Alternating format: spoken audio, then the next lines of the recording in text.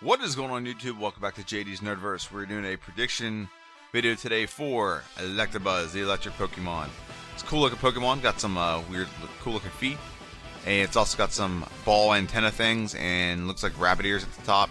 One of the best Pokemon in the trading card game when I was young, when we only had first gen. So pretty cool Pokemon, and we're gonna play through today or on Friday. We're gonna do a prediction for it. Let's go to the stats of this Pokemon real quick. 65 HP, 83 attack, 57 defense, special is 85, and attack is 105. So pretty decent Pokemon across the board. We're definitely made to do damage. Its attack and special are evenly distributed, and they're not horrible. They're pretty good, and we have good speed. So we're definitely made for attacking. We don't have great defense, but we've done better with worse. I mean, Jinx had 35, and we have 57, so not quite twice as much, but close.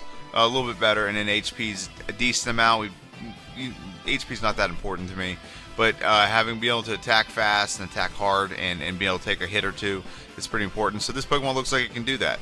So let's go ahead and go over the moveset, which is where the problem with this Pokemon lies. So this Pokemon is, in Gen 1, they did not design the game with the intention that 25 years later there'd be a whole YouTube or online culture of playing through Pokemon with each individual Pokemon, solo runs, whatever you want to call it, and having a moveset that's level up. They didn't design the game for that. What they designed it for was that whenever you could get the game, you could experience leveling up and getting moves, rather than you get a Pokemon at like level 28 and it's got 5 moves and it does, or 4 moves that are really good, and it doesn't level up and get any more moves after that. So like for example, Electabuzz, you can't get it till you get Surf, and you gotta go by Rock Tunnel, and you gotta surf around Rock Tunnel and get to the power plant, where he's there, and he's like around in the 30s. He's in the level 30s. So that's the only place you can get Electabuzz in the games. And they skewed the moveset that you level up with to match that. So when you got it, you could still level up and get moves. That doesn't help us in a single playthrough though, because pretty much after Quick Attack and Leer, none of these moves will be used. I'm still going to go over them, but none of them can be used because we're going to have better moves, more powerful moves, and then a bunch of these moves are just irrelevant. Okay, so Quick Attack's what we start the game with. 40 base power, 100% accurate. With our attack stat being pretty high, it'll coincide very well with our attack stat. It doesn't make it super powerful, but it's more powerful than it would have been for someone else. And Leer lowers the opposite's defense by 1 stage. So that'll help us with getting by Brock. And then quick Thunder Shock, we get level 34. So we'd have to wait 29 levels. We start level 5. 29 levels to get the Thunder Shock. 40 base power, 60 with stab, 100% accurate. Good move, we had it early, but we can't even use this move against Misty. We won't get electric move until the 3rd gym. That's how bad it is. Screech, we'll get that 37, kind of pointless. We already have Leer, but it lowers the opposition's defense by, I think it's 2 stages instead of 1. And Thunder Punch, 42 at level 42, 75 base power, 100% accurate. It's about 112 base power, 113 base power with our stab. Light Screen we wouldn't use anyway, but Thunder is 120 base power, 180 with stab, and 70 accuracy. So, yeah, none of those moves will get used. Possibly Thunder, maybe in like a desperation move, but it's a horrible move and I don't like it because of its accuracy, so I'd rather just use the other move we're going to use. With that being said, let's go on to our TM moveset, which is going to be where a bulk of our moves come from. So, right after we beat Rock, we can get in Mount Moon and get Mega Punch. Mega Punch is an 80 base power, 85% accurate normal move that we can get. It will work very well with our attack stat. The accuracy is kind of bad, but it'll be serviceable until we find a better move. Mega Kick and Toxic we're not going to use. Body Slam, 85 base power, 100% accurate. That'll replace Mega Punch and probably be our primary physical damaging move. Takedown Double, it also has a propensity to paralyze. That's also another benefit to it. Takedown, Double Edge, and Hyper Beam are 3 moves that we could use, but I don't think I've used Takedown for a long time except for a Pokemon that desperately needed it. Double Edge is a better version of Takedown. It's 100% accurate. It's more powerful. It just does recoil. So that's the 2 downsides. The one downside to Double Edge and Takedown is there's recoil. Hyper Beam is a very powerful move. It's just I don't really want to go for that move unless I have to, and I don't think I have to beat the game with this Pokemon. It's 150 base power, 90% accurate, but I don't think we're going to need it to beat this game. Submission and Counter are not moves we're going to use. However, Seismic Toss will be a great move to use. So we got to get by Misty, and we got to get by Misty without an electric attack. So we can use Mega Punch. It's not reliable enough to me to use it consistently. So Seismic Toss will be good because it'll skip over their defense. It'll skip over their special. So we're not worried about like them having high defense and us doing no damage or whatever. It'll do a set amount of damage every time. 1 damage per level we have. So Seismic Toss will help us about the mid game. And then we also get we're not going to use Rage. Thunderbolt is the move that we need to get, and it's going to be our bread and butter for most of this game. 95 base power, 100% accurate, but with stab, but you're looking at like 143 base power move, very powerful. We're going to get this at the Lieutenant Surge, and then after that, run's going to not quite take off, but it's going to be much smoother after that because we actually have an electric move.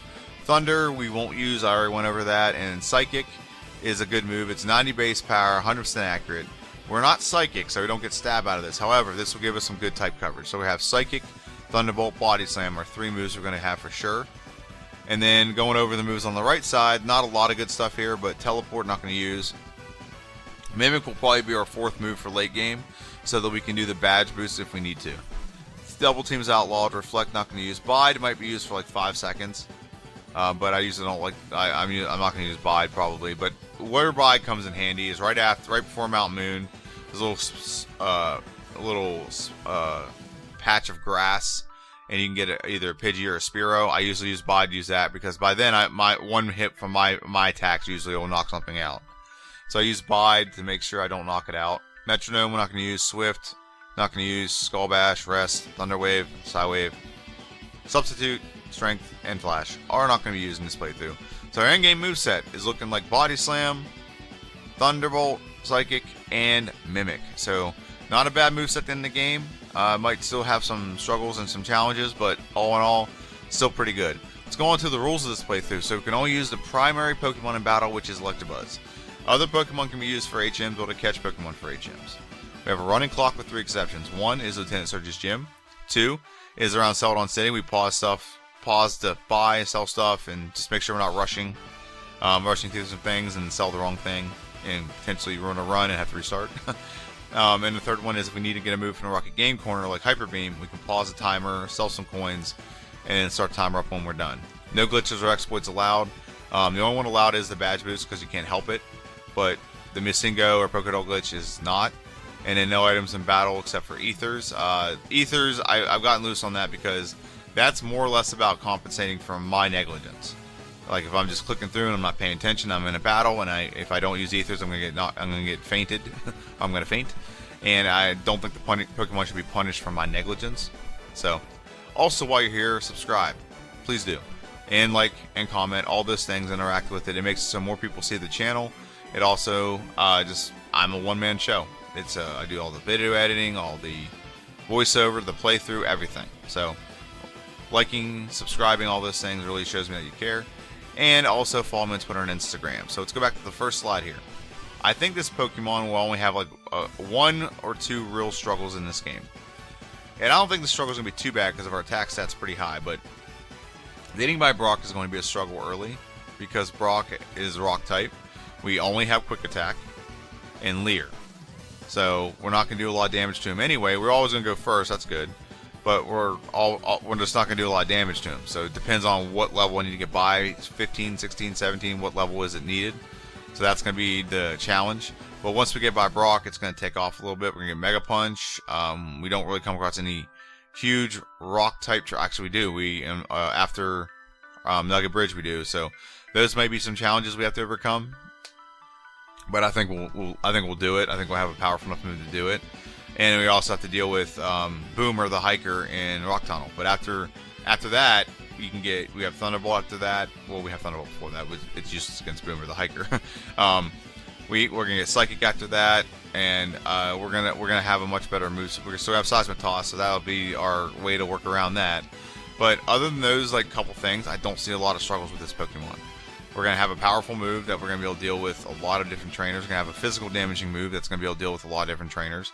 So that's like our rival. We're going to have some good variations. Our rival usually has water Pokemon. So he's going to have a Gyarados. because our rival's probably going to have a Venusaur. So it's going to have a Gyarados, and it's going to have Pidgeotto and a Pidgeot. So the rival's going to be pretty easy. So yeah, there's a lot of things about this Pokemon that are going to go fast. The only question mark is the struggles with Brock's Gym, and also the struggles that we have with rock trainers until we get like Seismitoss or Psychic. So that's going to be the real question, the real crux of everything. I think this run will get done in an hour and 15 minutes, between an hour and 15 minutes, hour and 20 minutes. And I think that because with Jinx, it took us 26 minutes to get by Brock, we had to get to level 19 to get Lick. I think we're more powerful than Jinx. We have better attack stat. We have Leer, which lowers up his defense. So I think we'll have a better time getting by. And it just depends on how long it takes. I don't think it'll take 26 minutes for this Pokemon to get by Brock. Jinx had low defense, so that didn't help. So every time she got hit, it was just really bad. I don't think we're going to have that issue. I think we're going to be able to load up his defense and make our move more powerful. And we're also bulky enough we can take a little bit more hits than she did. So I think we'll get by a little bit faster, but I still think we're going to have some struggles.